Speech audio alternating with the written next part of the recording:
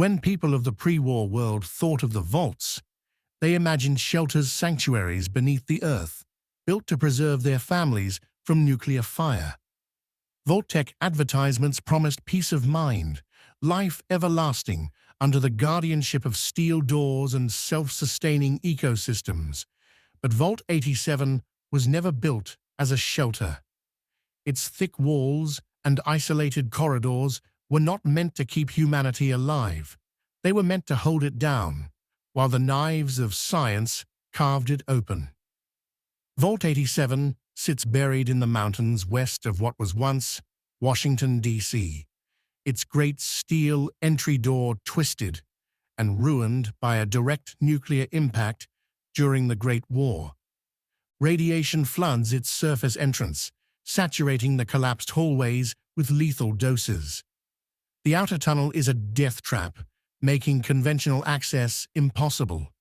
The only way inside is through a subterranean route that snakes up from the children's refuge of Little Lamplight, carved through rock and ruin. Even before the bombs, it was never meant to be easily reached. Vault 87 was designed for secrets, and secrets it held. The purpose of Vault 87.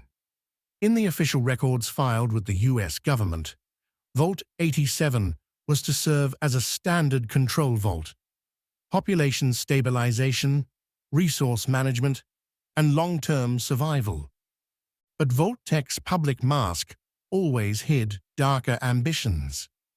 The real purpose of 87 was to house the Evolutionary experimentation program, one of Vault-Tec's most ambitious and horrifying projects.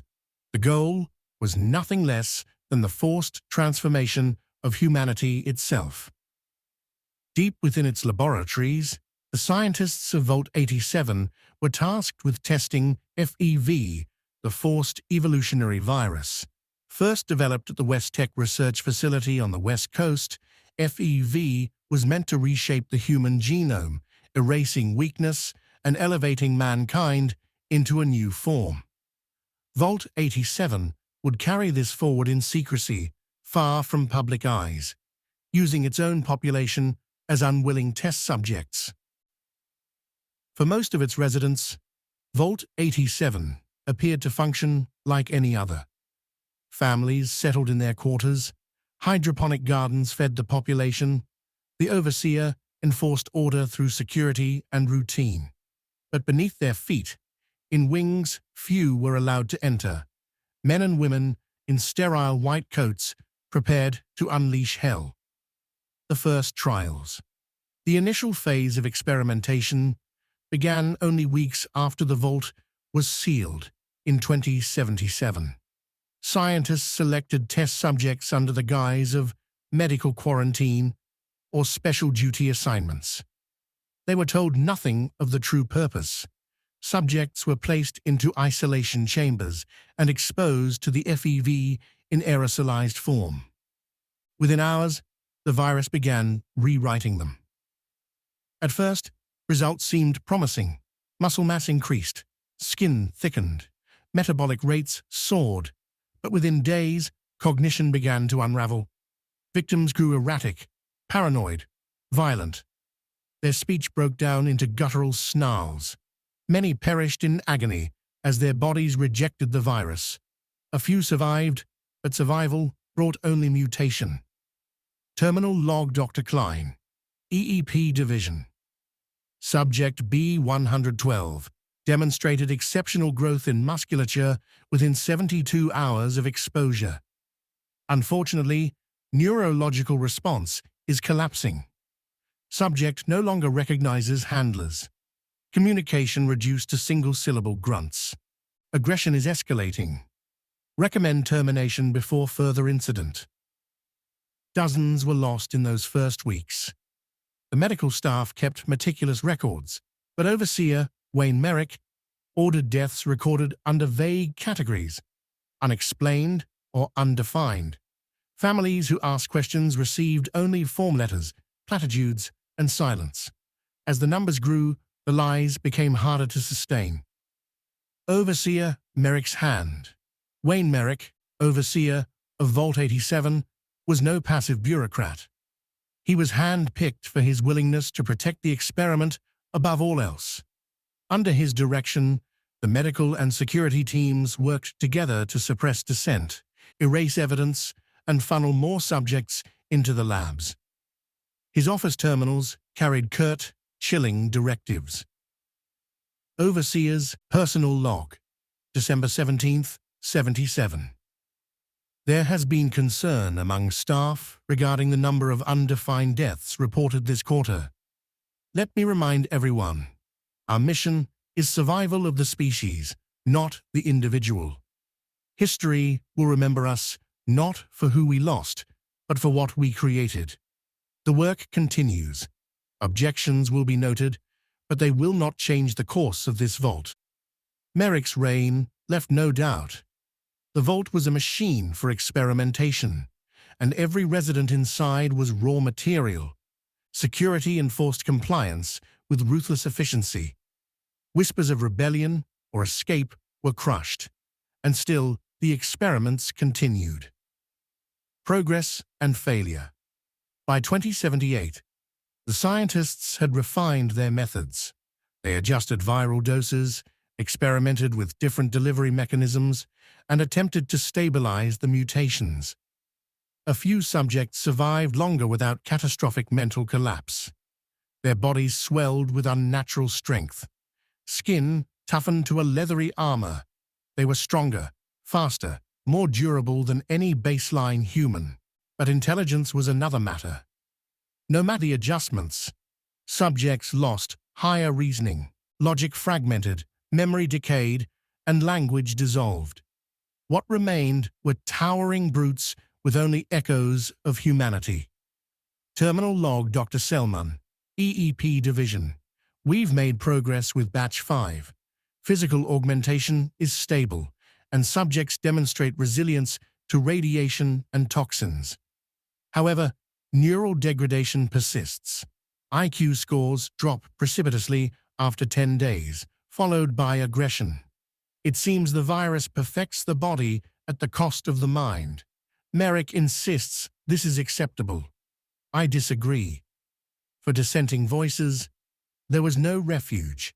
Scientists who protested were silenced, reassigned, or became subjects themselves. Rumors spread of medical staff disappearing into the labs, never to return. One by one, voices of conscience were cut away until only the loyal remained. Collapse of the human vault. By the end of the first decade underground, Vault 87 had lost any semblance of being a human community. The majority of its original residents were either dead, mutated, or too afraid to resist. Children grew up under the shadow of secrecy, their parents warning them never to question, never to ask where neighbors had gone. Fear became the Vault's culture. The super mutants, as they came to be called, grew in number. At first, they were kept confined, studied, observed, but containment failed again and again.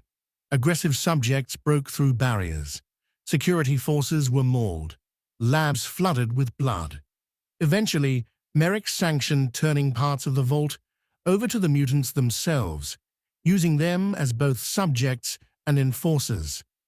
A nightmare ecology began to form within the steel halls. The Great War's long echo. On the surface, the bombs had long since fallen. Washington lay in ruins.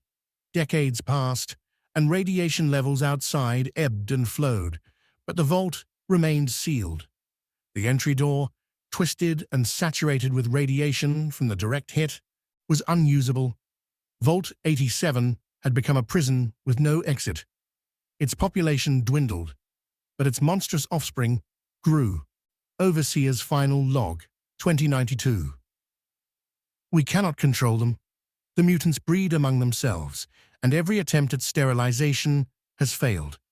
The labs are no longer ours. They take new captives from the population, drag them into the chambers. My staff has abandoned their posts.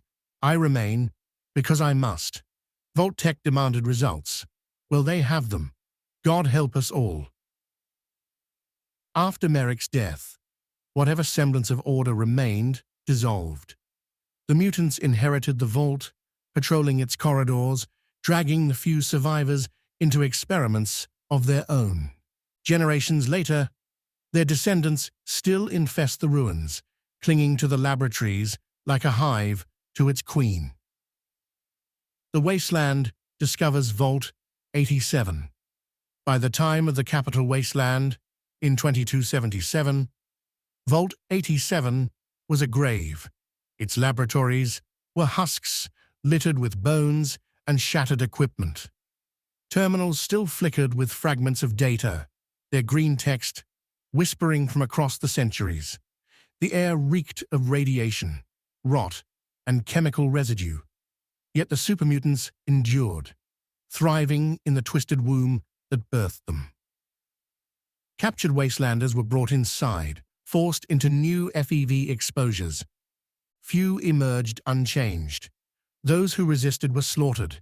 It was here that the lone wanderer, searching for the Gek, found the true heart of the experiment and encountered one of its strangest survivors. Forks, the unintended result. In a containment cell buried deep in the isolation wing, one subject survived the FEV in a way no one expected. Forks, as he called himself, retained not only his strength, but his mind. Unlike his brethren, he was articulate, intelligent, thoughtful. Centuries of captivity had not broken him. He had accessed the Vault's terminals in secret, reading philosophy, history, and literature, until the other mutants destroyed his console to punish him. Forks was proof that the experiment had not entirely failed. The virus could, in rare cases, produce a being both powerful and intelligent. But such cases were vanishingly rare, and the price paid in lives was unimaginable. Legacy of Vault-87. Vault-87 did not save humanity. It did not protect its residents. It did not preserve culture, or family, or hope. It birthed monsters, unleashed terror, and left scars that rippled across the wasteland. The super mutants that stalk the ruins of Washington trace their origin to this single vault, this single laboratory of horrors. Every scream from a wastelander dragged into the dark is an echo of Vault-Tec's ambition. And yet, Vault-87 remains. Its steel bones still hum with failing power. Its laboratories still whisper through ancient terminals. Its secrets still poison the ground. In its silence, it testifies to the hubris of pre-war America, the belief that mankind could be perfected through cruelty, that evolution could be forced by the lash.